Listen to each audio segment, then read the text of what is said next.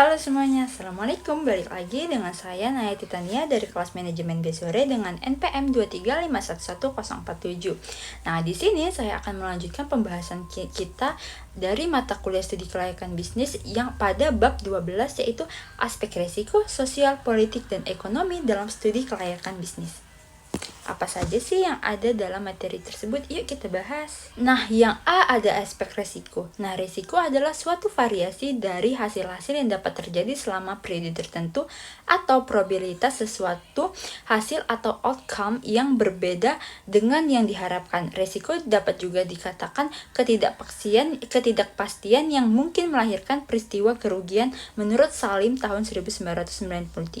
Resiko dipengaruhi oleh beberapa hal, yakni yang pertama yaitu keterbatasan dalam hal sumber daya informasi yang tersedia, yang kedua ada kelemahan dalam perencanaan yang tidak komprehensif, yang ketiga ada keterbatasan pengetahuan dari para pengambilan keputusan. Nah, ketidakpastian dapat diklasifikasikan dalam 3 hal, yaitu ketidakpastian yang pertama yaitu ketidakpastian ekonomi, yaitu ketidakpastian disebabkan kejadian-kejadian yang timbul akibat gejolak ekonomi di suatu negara.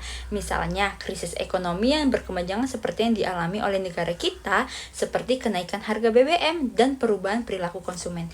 Yang kedua, ketidakpastian politik, yaitu ketidakpastian yang disebabkan oleh kejadian-kejadian politik yang timbul di suatu negara yang menyebabkan kerusuhan, perang, atau kudeta militer. Yang ketiga, ketidakpastian alam, yaitu ketidakpastian yang disebabkan oleh kejadian-kejadian alam seperti bencana alam, tsunami, gempa, gunung berapi, atau kasus lumpur panas di Sidoarjo. Yang kedua ada macam-macam resiko.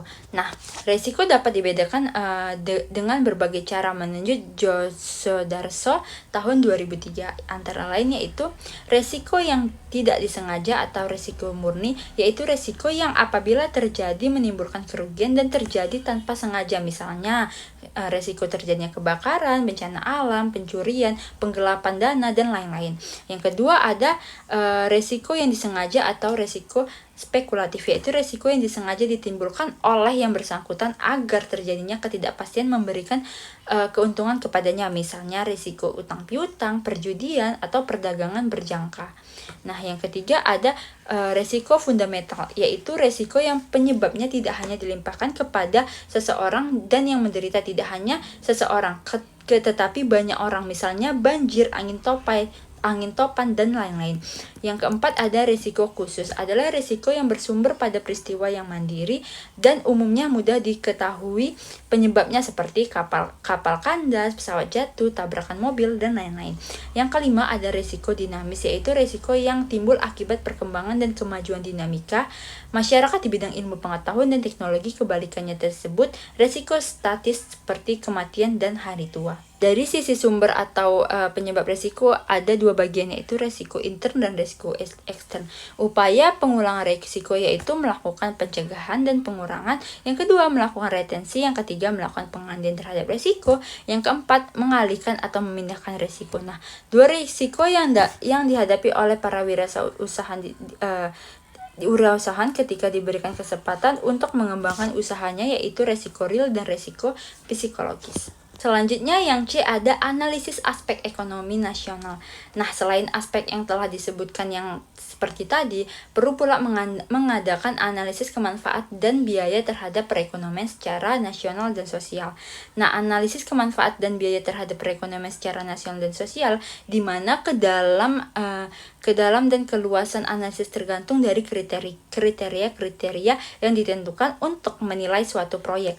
Aspek-aspek penilaian manfaat suatu proyek, manfaat dan biaya proyek dapat ditinjau dari yang pertama, sisi rencana pembangunan nasional. Analisis manfaat proyek ditinjau dari sisi ini, di mana dimaksud agar proyek dapat memberikan kesempatan kerja bagi masyarakat, menggunakan sumber daya lokal, dan menghasilkan dan menghemat devisa. Yang kedua ada sisi distribusi nilai tambah, yang kedua sisi tenaga kerja, yang ketiga sisi keuntungan ekonomi nasional, yang keempat sisi pengaruh sosial, dan yang terakhir sisi manfaat dan biaya sosial. Baik, segitu saja yang dapat saya sampaikan. Lebih dan kurang saya mohon maaf. See you in the next video. Bye bye. Assalamualaikum.